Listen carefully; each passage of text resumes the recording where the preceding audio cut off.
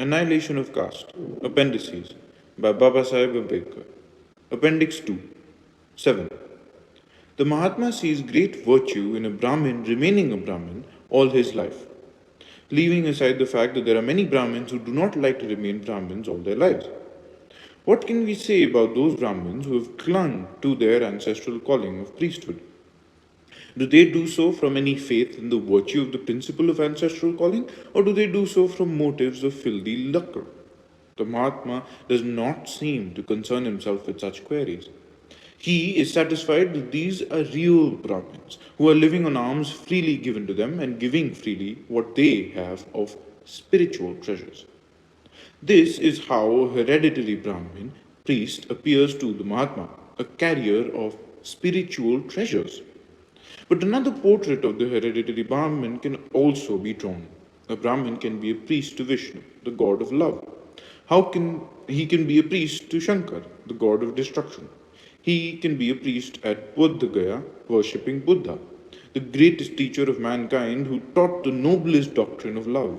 He can also be a priest to Kali, the goddess, who must have a daily sacrifice of an animal to satisfy her thirst for blood. He will be a priest of the temple of Rama, the Kshatriya god. He will also be a priest of the temple of Parashurama, the god who took avatar to destroy the Kshatriyas.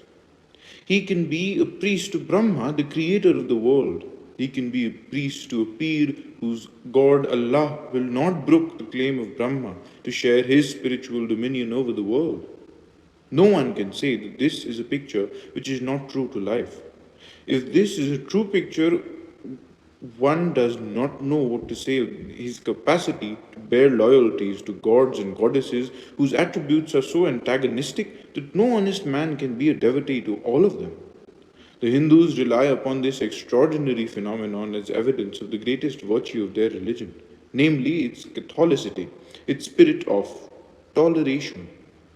As against this facile view, it can be urged that this toleration and Catholicity may be really nothing more creditable than indifference or flaccid latitudinarianism. These two altitudes are hard to distinguish in their outer seeming, but they are so vitally unlike in their real quality that no one who examines them closely can mistake one for the other. That a man is ready to render homage to many gods and goddesses may be cited as evidence of his tolerant spirit. But can it not also be evidence of insincerity born of a desire to serve the times? I am sure that this tolerance is merely insincerity. If this view is well founded, one may ask what spiritual treasure can there be with a person who is ready to be a priest and a devotee to any deity which it serves his purpose to worship and to adore? Not only must such a person be deemed to be bankrupt of all spiritual treasures, but for him to practice so elevating a profession as that of a priest simply because it is ancestral, without faith, without belief, merely as a mechanical process handed down from father to son, is not a conservation of virtue. It is really the prostitution of a noble profession which is no other than the service of religion. The end.